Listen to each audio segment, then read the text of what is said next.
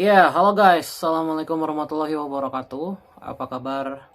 Semoga teman-teman dalam keadaan sehat walafiat. Salam buat keluarga teman-teman di rumah. Salam sepak bola.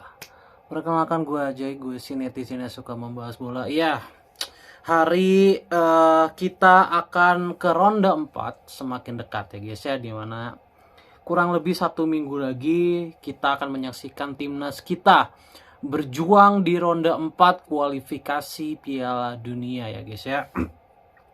Dimana akhir-akhir ini timnas Indonesia banyak sekali diterpa berita-berita yang tidak sedap ya. Mulai dari isu tetangga kita yang ya sedikit menyenggol kita, sampai banyak pemain yang diisukan cedera.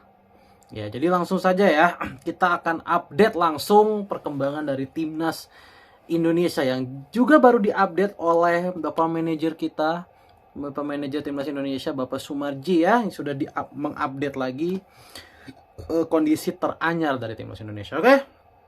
Jadi sebelumnya Martin Paes itu belum bermain sama sekali di klubnya, jadi masih terkendala masalah kebugaran.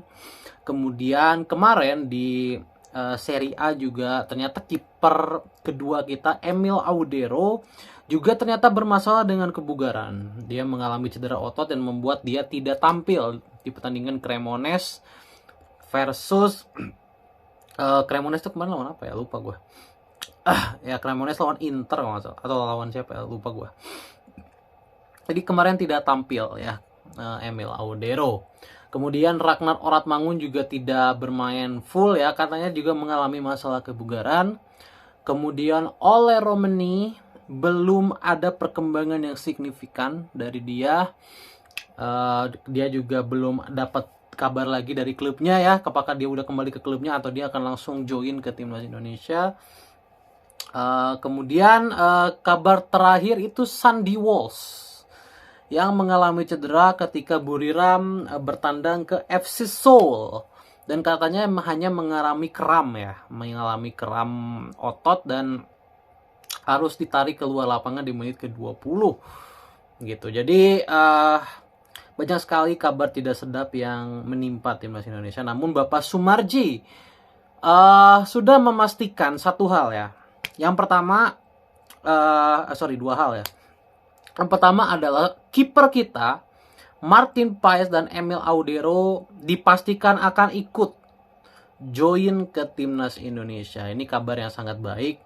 Kedua pemain sudah ada menyatakan kondisinya akan fit di minggu depan ya. Jadi mudah-mudahan karena kita sangat kekurangan stok kiper kelas dunia ya. Jadi diharapkan sekali kehadiran dua kiper ini untuk memperkuat timnas Indonesia. Kemudian Ragnar Oratmangun juga sudah dipastikan akan ikut join timnas Indonesia. Ya. Jadi Ragnar Oratmangun sudah dipastikan akan ikut.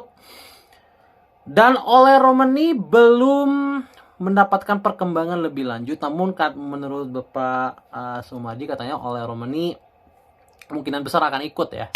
Jadi Ole Romeni kemungkinan besar akan ikut. Dan Sandy Walsh, Bapak Sumarji tidak menyebut nama Sandy Walsh ya, bisa dibilang dalam tanda kutip. Jadi Sandy Walsh belum bisa dipastikan akan ikut atau tidak. Tapi Sandy Walsh sendiri sudah berbicara di IG eksklusifnya kalau dia hanya mengalami cedera ringan, yang dia sepertinya ingin memastikan diri kalau dia ingin tampil di ronde 4 nanti. Which is berarti ini sudah hampir 100% kekuatan. Berarti hanya Sandy Walsh dan Ole Romeni yang masih abu-abu ya.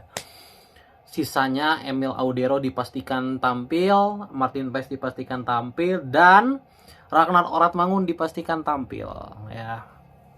Gitu. Jadi ya mudah-mudahan kita bisa datang dengan kekuatannya 100% karena pertandingan di Jeddah nanti akan sangat-sangat penting. Ini adalah dua pertandingan nanti adalah dua pertandingan paling bersejarah di sejarah timnas Indonesia. Ya, jadi ya gue sangat paham kenapa semua pemain, semua staff tidak mau melewatkan kesempatan ini. Gitu ya. Oke, di luar pemain-pemain yang diisukan cedera, kita coba lihat form dari pemain-pemain timnas Indonesia yang lain. Kita ke Liga 1 dulu. Tom Haye masih belum menemukan 100% kemampuannya. Kemarin pun di pertandingan terakhir kalah. Eliano juga. Tapi kalau bicara Eliano, kayaknya Eliano ini sudah 100% bugar ya. Jadi Eliano gua rasa sudah tidak perlu diragukan. Tom Haye mungkin yang sekarang masih gua ragukan ya. Karena Tom Haye pun kemarin belum terlalu 100% ya kebugarannya, fitnessnya, meskipun dia kemarin bermain 90 menit. Belum kelihatan Tom Haye yang level Eredivisie gitu. Itu masih belum kelihatan gitu. Kemudian duo Sayuri, Yakob sangat on fire di klubnya. Luar biasa beneran. Yance naik turun. Itu seperti biasa lah itu.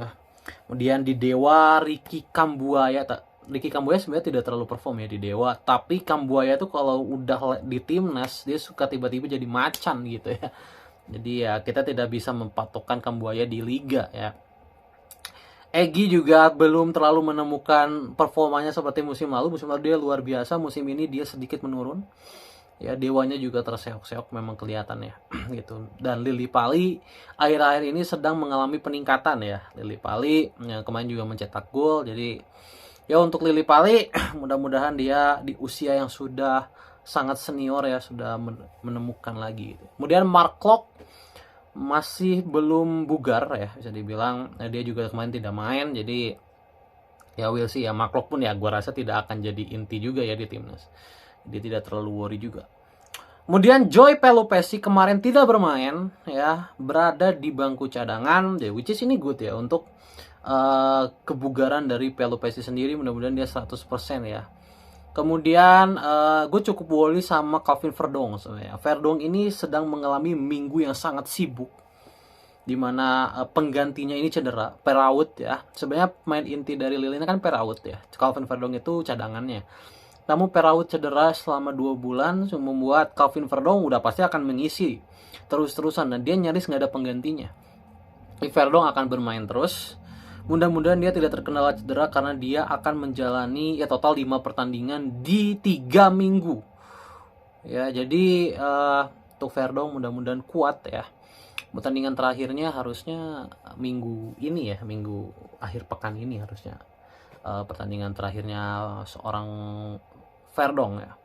Kemudian Kevin Dix sedang mengalami masa yang sulit di Borussia Mönchengladbach. Mönchengladbach terpuruk di dasar klasemen. Dix juga akhir-akhir ini bermain jelek ya. Dia kebobolan banyak sekali gol di beberapa pertandingan terakhir. Jadi ya bad. Tapi untungnya Kevin Dix masih sering main 90 menit ya.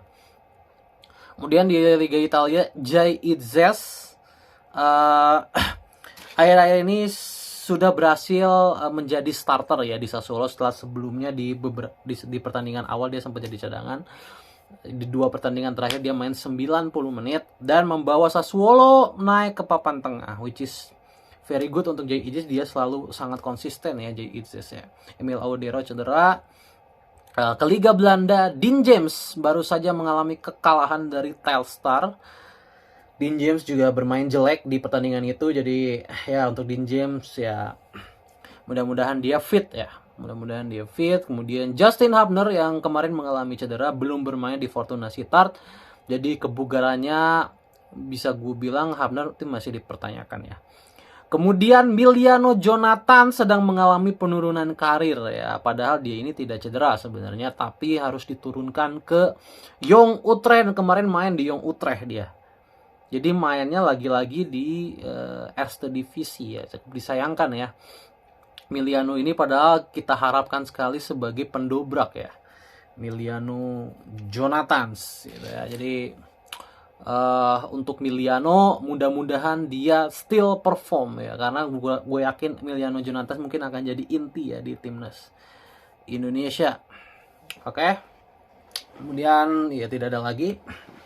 Oleh Romani belum kembali ke klub dan ya kurang lebih segitu ya. Shane Patinama akhir-akhir ini sedang mengalami peningkatan di Buriram dan ini memanaskan persaingan di sektor bek kiri di mana Verdong, Dean James, Patinama mungkin sekarang sedikit ada di level yang sama ya karena Patinama sekarang sedang meningkat gitu ya. Kemudian Sandiwo cedera. Oke, kurang lebih segitu aja ya. Rizky Ridho sangat konsisten di Persija. Segitu aja teman-teman. Untuk perkembangan para pemain timnas ya Jordi Amat sama masih konsisten juga. Semoga semua pemain fit ya.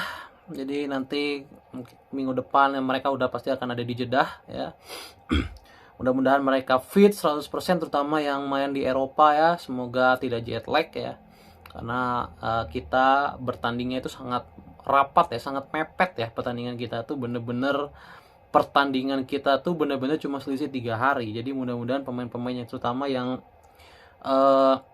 besar di grassroots Eropa gitu ya bisa terbiasa dengan kondisi di Jeddah nanti. Oke, good luck untuk timnas Indonesia dan Patrick Kluivert.